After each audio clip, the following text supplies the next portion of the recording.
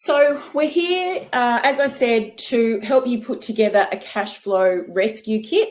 And basically what we're looking at is how to spot the first signs of financial trouble and bail yourself out, because many are under the illusion that their accountant will reach out to them when there's an issue. And guess what? Your accountant is just as busy as what you are, and you might not be the person in the most trouble on their client books. So what seems really bad to you may just be middle of the road to them. So they're not necessarily going to reach out to you at the first signs of trouble, especially if you're not on a very regular meeting schedule with them. So if you've been hanging around here at the Workshop Whisperer for a long time, even up to the 10 years that we've been trading, you will have heard me bang on about meeting with your accountant monthly. When it comes to cash flow, you can pick up an issue in a month if you're meeting with the accountant or you're meeting with your coach, like our clients do, up to a weekly basis. But if you're only catching up with them every 6 months or every 12 months, you can be broke between visits. That's not what we want. So these webinars and all of our Workshop Whisperer events can't happen without the support of our very valued sponsors and partners. And I just want to mention our mechanic desk friends, Russell and Vin. I know many of you are familiar with Mechanic Desk, doing great things with your cash management systems, your invoicing. And also our diamond sponsor, Ventavid, doing amazing things, particularly in your service department. So if you are yet to have a look at Ventavid, make sure you Google them after this session so that you can have a look at a demo with Richard Phillips and see what else is out there for you.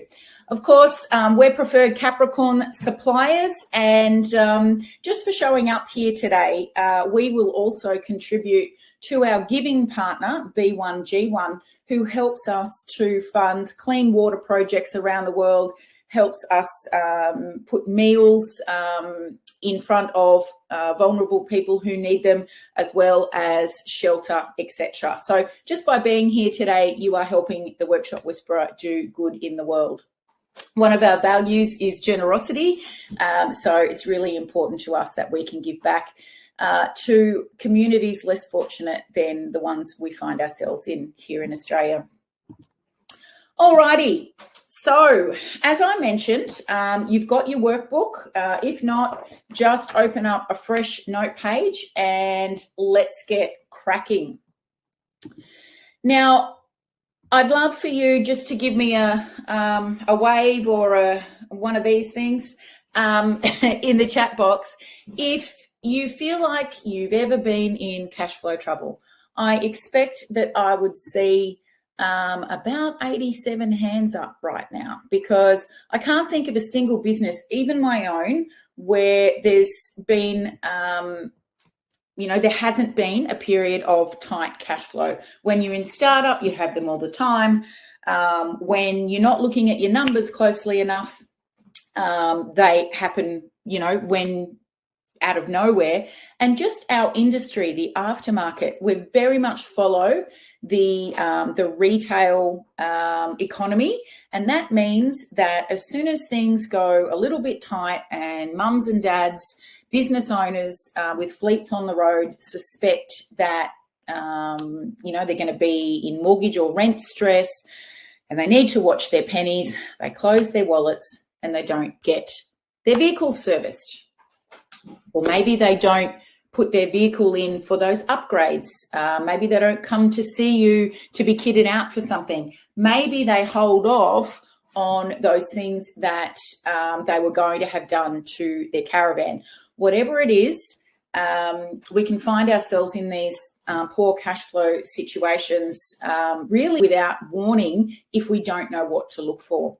So you could be at the end of the scale where you're just not sure if it's a cash flow issue or there's something else going on, or you literally might be in a very big challenge right now and you feel like you've tried everything, but you can see that your profits are still declining.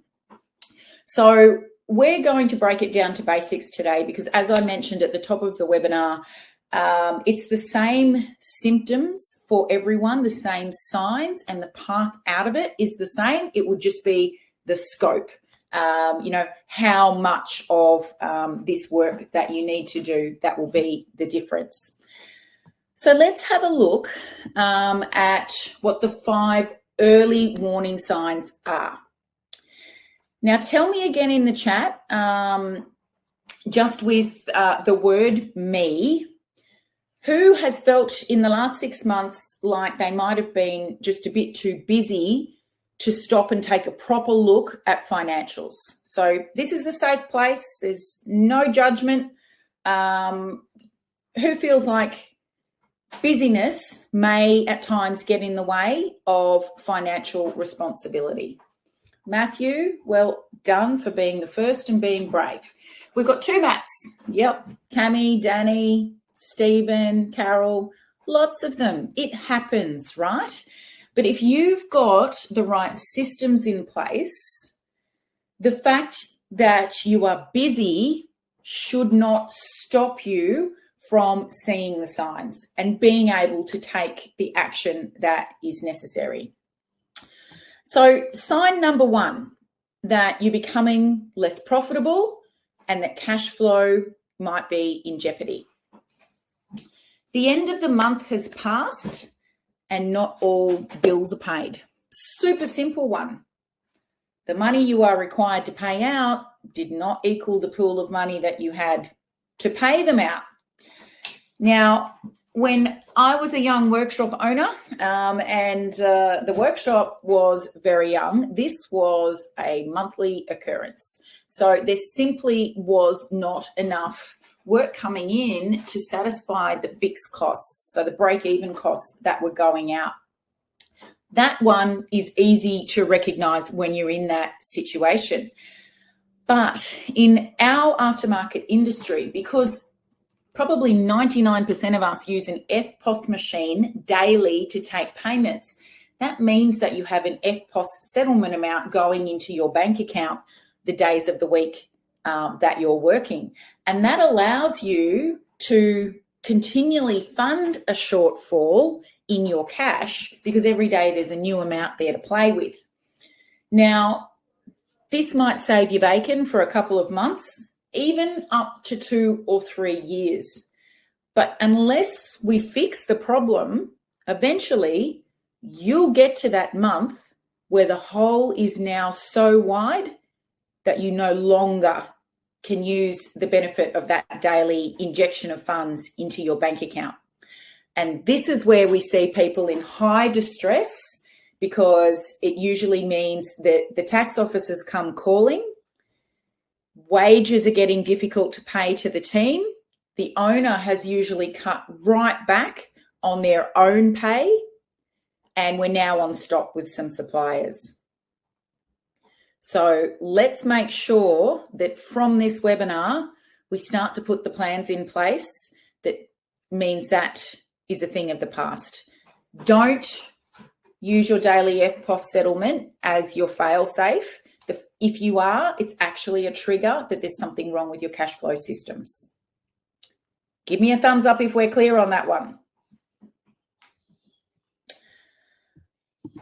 The second early sign that you're in cash flow trouble is that you're using your GST back in your cash flow to pay suppliers, to pay the team, to even pay yourself.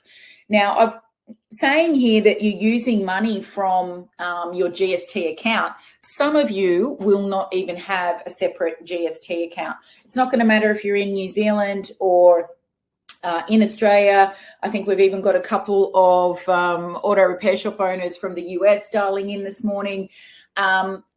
Sales tax or GST is not your money. It's the government's money. So you've got to get it out of your main cash flow account ASAP.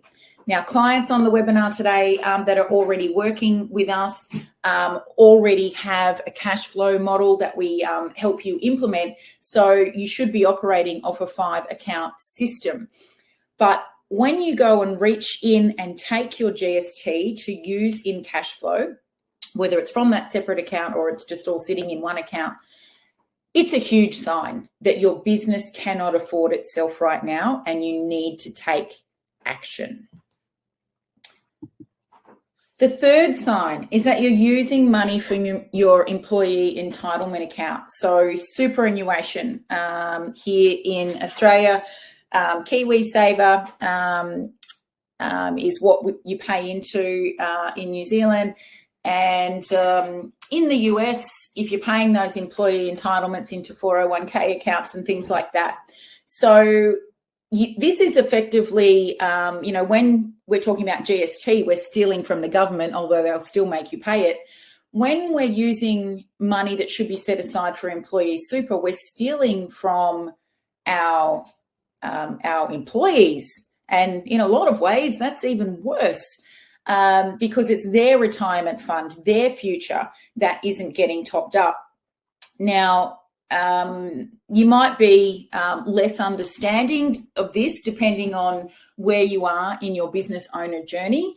But just like us, when we're contributing to our own superannuation accounts, if payments are late to our team members, it means that they don't earn interest on their superannuation entitlements.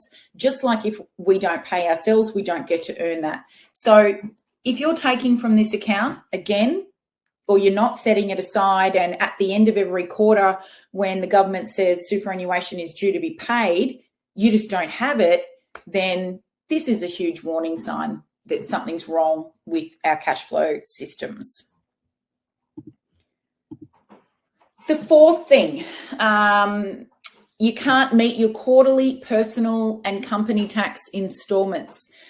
Now, whether you're a company in Australia, whether you're a partnership or a sole trader, once you've been trading enough years, eventually the tax office says, okay, we've kind of got a gauge on how much you and your business are making. So we need you to now start prepaying tax so you don't get in tax trouble at the end of the financial year.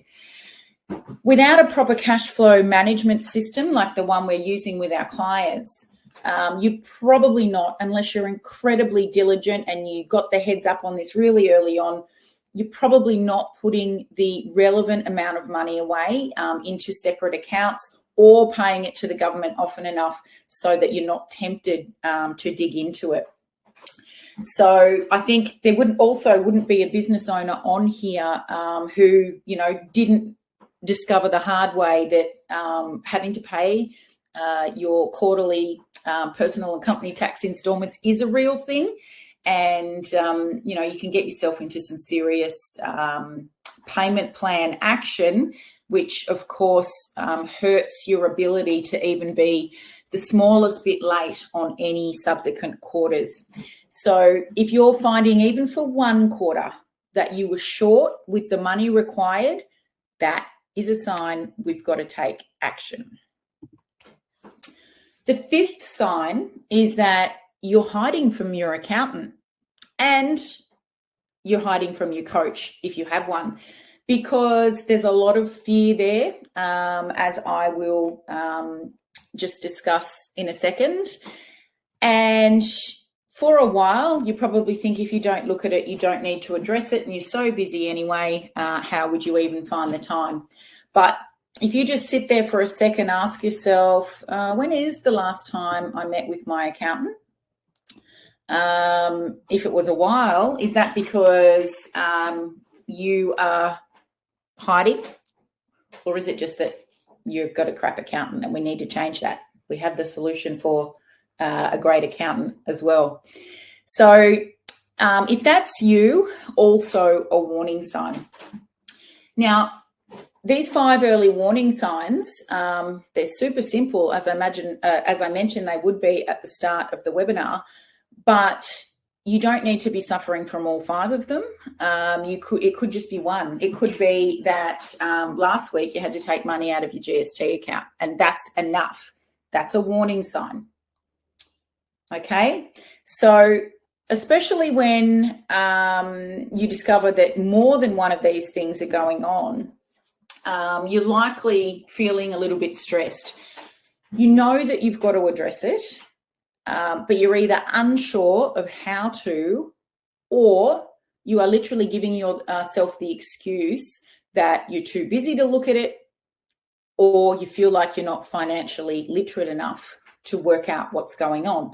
And either one is enough to cause the stress and often shame that goes along with situations like having a supplier put you on stop credit. You know, you didn't have the money there to pay Capricorn at the end of the month, so you ended up on stop credit. And for anyone that's happened to, that comes along with a nice big chunky interest payment for defaulting. So you've then got to find that money as well.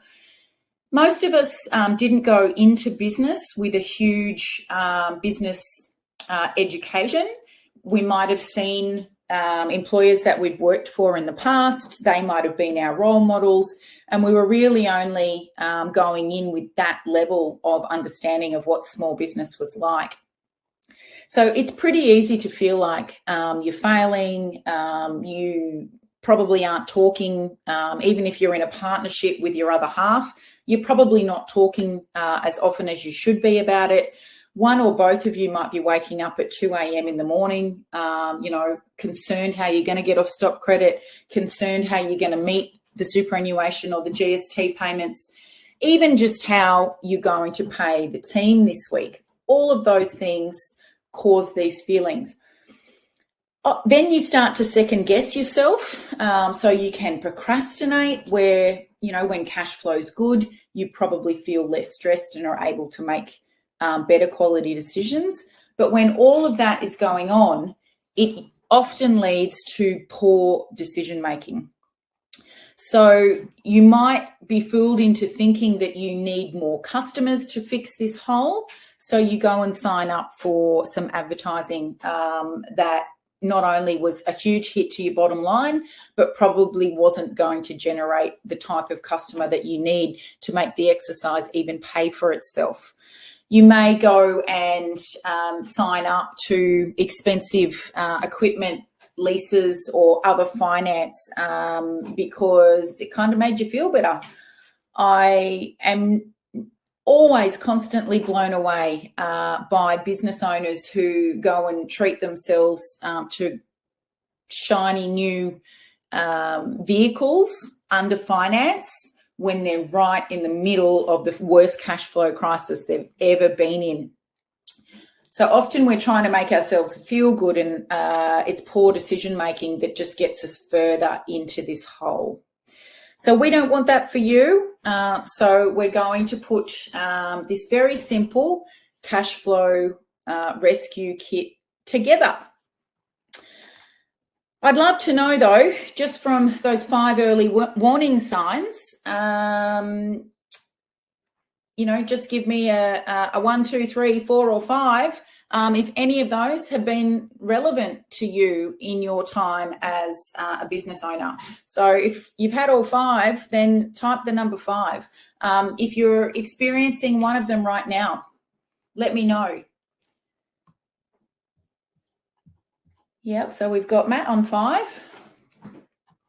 Yep, 3 of them for Carol, 2 for Dan, 5 for David, 10 for Kelly. Yeah, so everyone's experienced these things, but the problem is that we let it go on far longer than we should.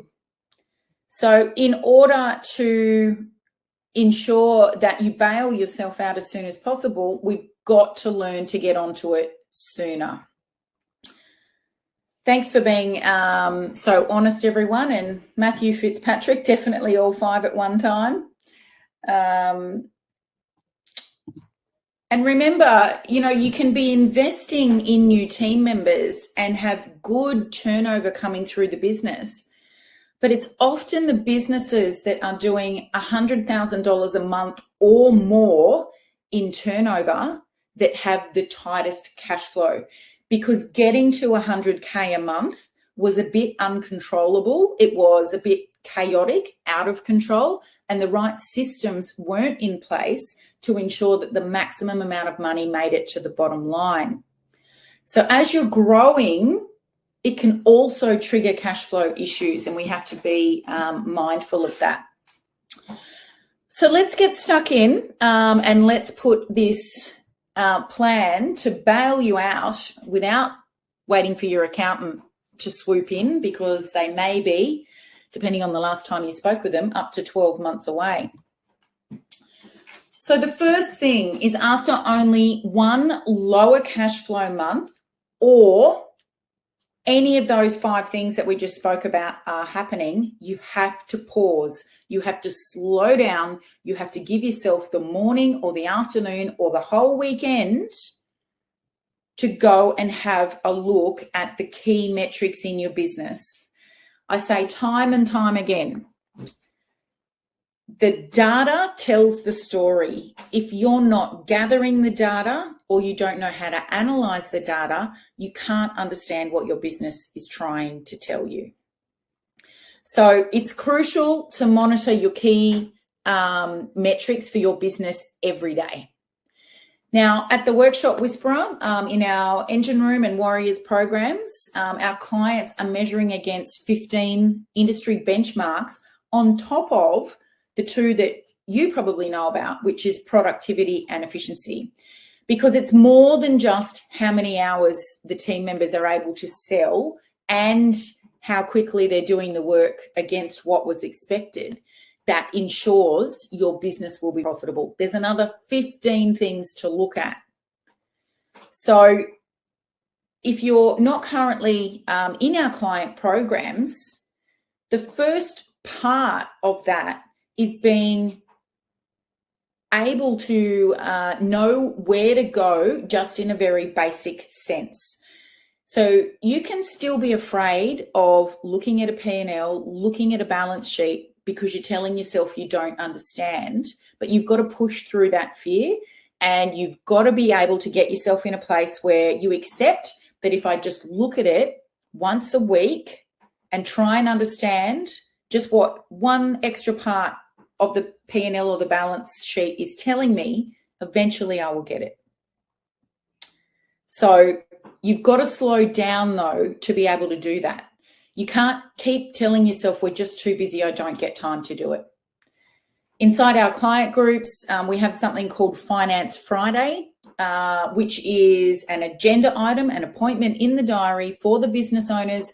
And depending how skilled up, you've got your service advisor, the service advisor as well, where you go through a set agenda of all the financial metrics for the business. And then the owners make decisions based on those financial metrics, not guessing.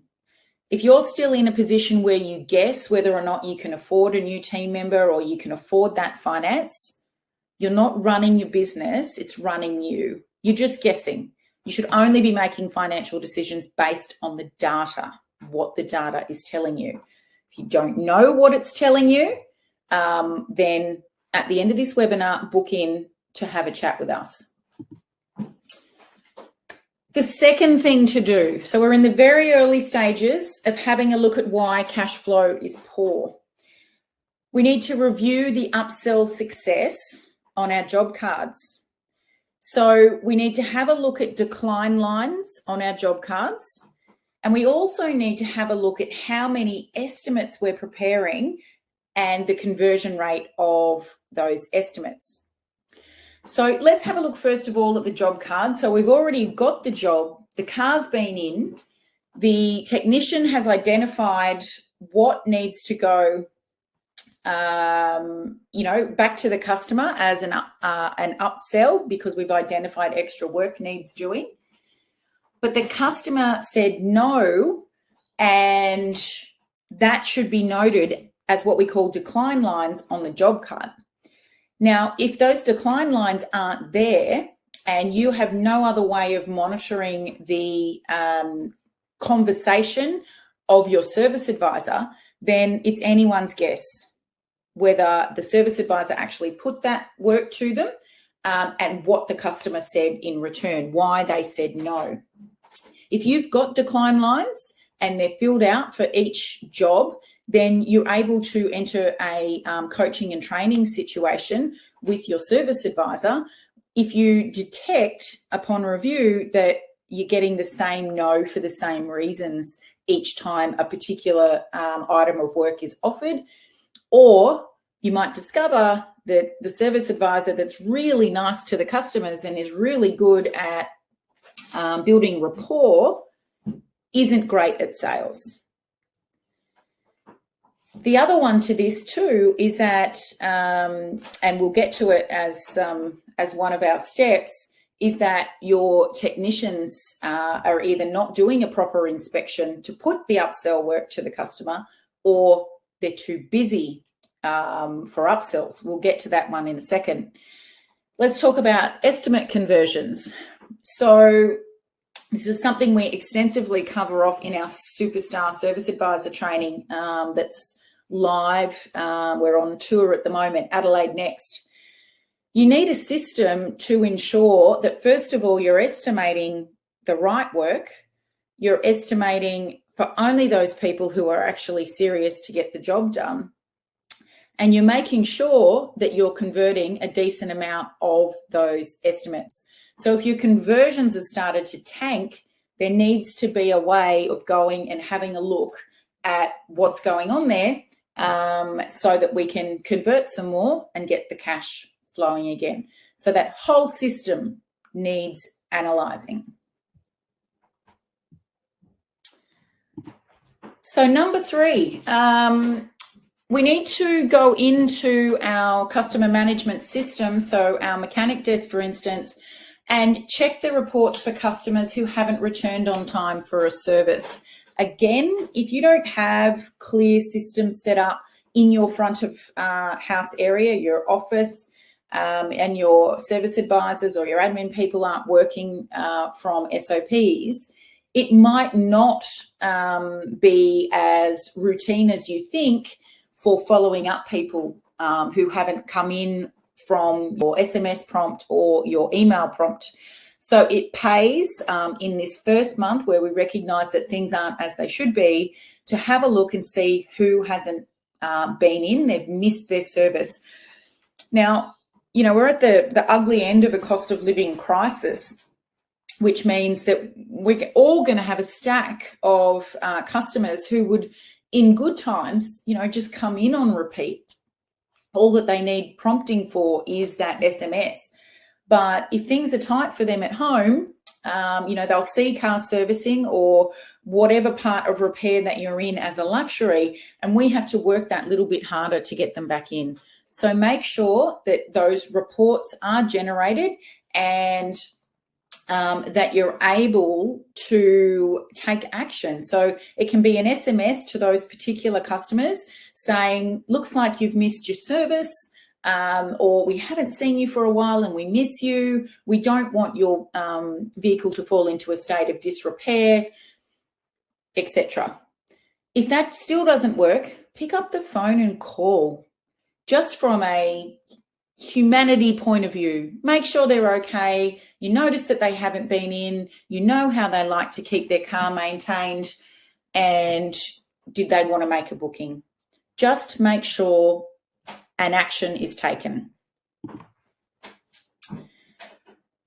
We need to check our diary, our booking diary, and ensure there's no overbooking so that we can allow for upsell time. Now, this one has from time to time made the business owner's face go white, and they look at me and they say, what do you mean I've got to leave unsold time in my booking diary?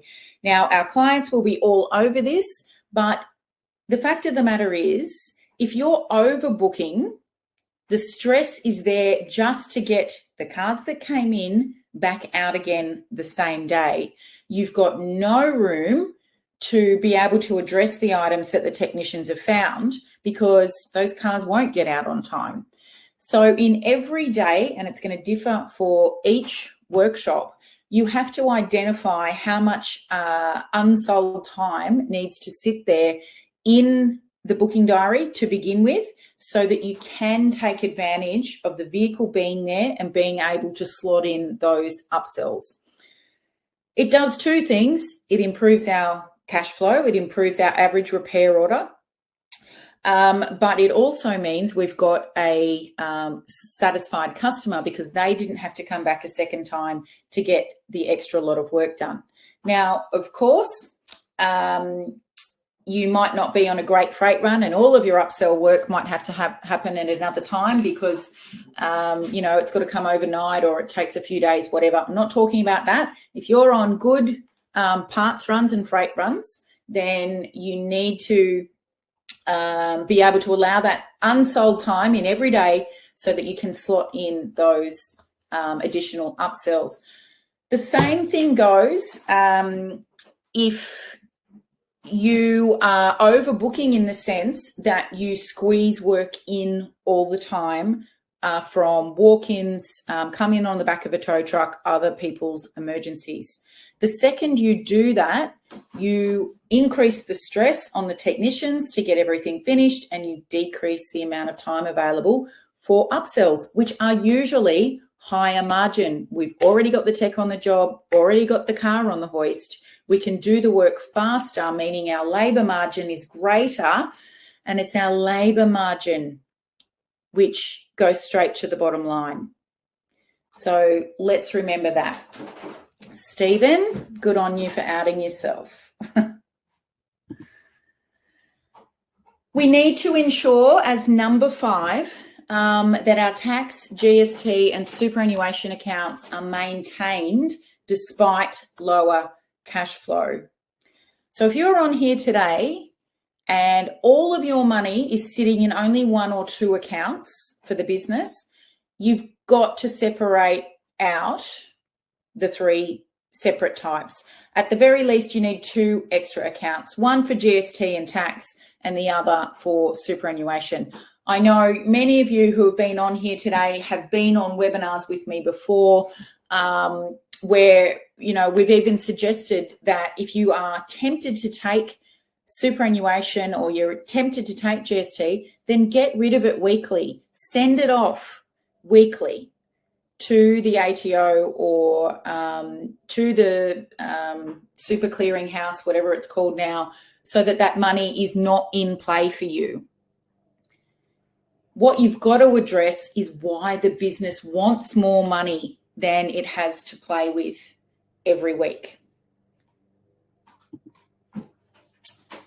Number 6, and you'll see this in your workbook, I've put a space for you to do supplier review and an expense review, because if you have even just 1 month of some of these red flags waving at you, that's got to be enough, again, for you to pause and go, hang on a second, what's happened with what we're buying everything for, our buy price? Is there anything that we haven't picked up and our margins have been eroded?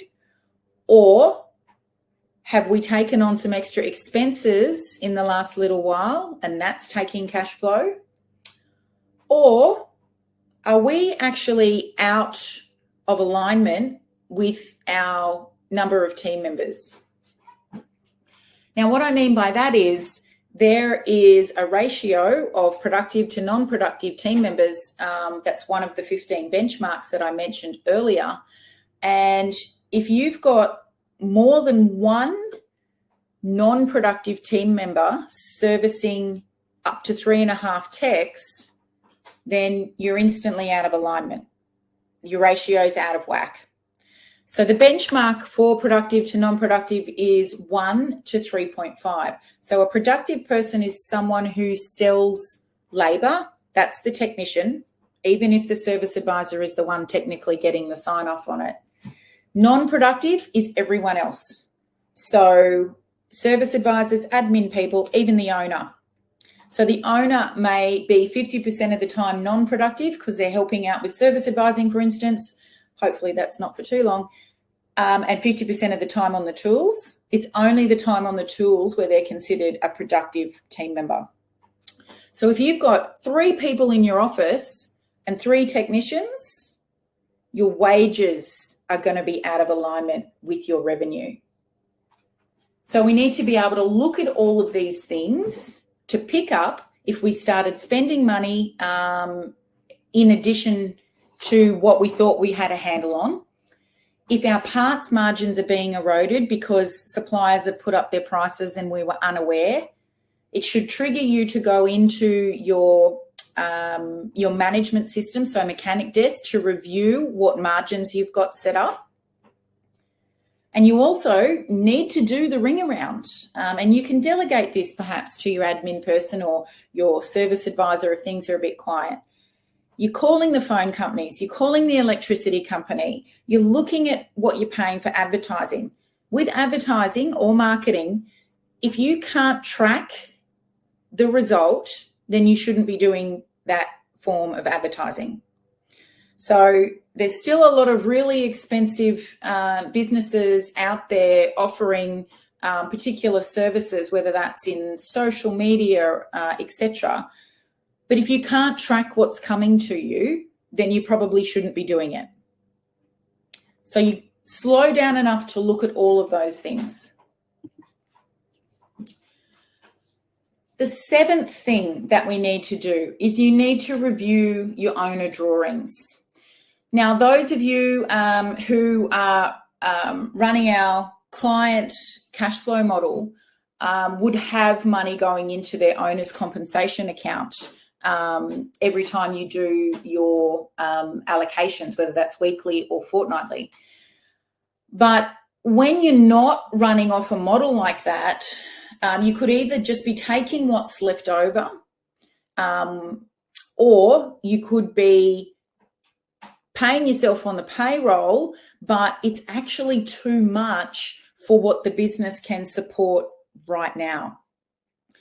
I saw a P&L a few months ago where a business was making a loss every single month, and they were probably in the final month of being able to trade if they didn't change something drastically. And the reason the business was falling into loss every month was because of the utterly over-the-top withdrawals from the business owners. So this might not take the form of cash. It might be that you've got $200,000 cars under finance and the repayments for them just do not justify what's happening in the business right now. Sometimes we have to chuck all of that stuff back into business cash flow and pare things right back down to nothing in order for us to get in the position where we can grow sustainably and get back to having some of those finer things in life. But if your idea of being a business owner is that you're able to show everybody else in the outside world that you're driving flashy cars and whatever else before you've earned it, before the business can support it, then you're just going to stay in this cycle.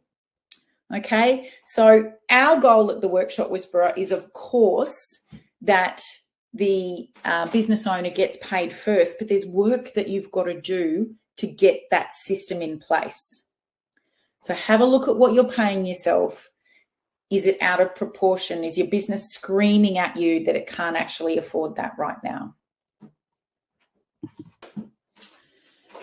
Then number 8 is we need to review debt repayments. So this could be or should be anything you've got under finance, credit cards, any personal loans, business loans, tax office. Could be that you're paying back your building as well. So we need to look at all of those things, and we need to see where we might be able to get cheaper interest rates on loans. Can we consolidate that credit card into a lower rate business loan instead? Whatever frees up cash flow and allows you to smash those debts faster.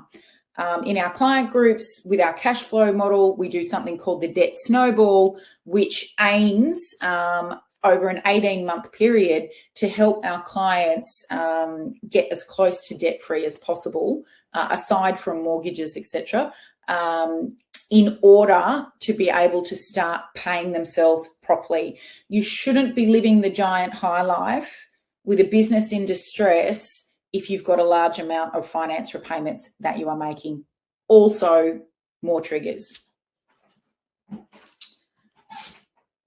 Give me a wave if you feel like you've neglected any of those 8 things, and you now know you've got at least a handful of places to start. If you feel like you're in a cash flow tightening right now, or for the next time it happens. Let me know in the chat if that's you. Yeah, perfect. Now, another way, Stephen, all of them, fantastic. Another way to help you speed up this process is the little program that we put together a couple of years ago called the 50K in 5 days challenge. Now, we used to run this over 5 days, and we'd invite you to come on every lunchtime for an hour, and I'd take you through all of the things to do with cash flow, expenses, whether that's suppliers or utilities, etc. I'd look at the benchmarks with you that are relevant here. And by day 3, I would ensure that each one of you had unlocked at least $50,000 of money that was hiding inside your business. So what we did is we actually condensed that into a online program for you that you can now do at any time. And whether you want to still do one session a day, or whether you just want to sit there and consume the lot in half a day, by the end of the 3rd session, you will have found at least $50,000 that is currently either not being earned because where you thought your margins were right, they're actually not. You had no idea that you had money locked up in uncharged labour rates. You didn't even think to look at a particular supplier and get a better rate. I know we had a client whose oil bill came down $30,000 a year after we did one of these. We had one client finish these 5 sessions and realised that in 1 year they had missed $256,000 of revenue that they could now start charging immediately. So we make it super simple. There's a little link there on your right-hand side that you can click, and it's only $47 for you to jump in.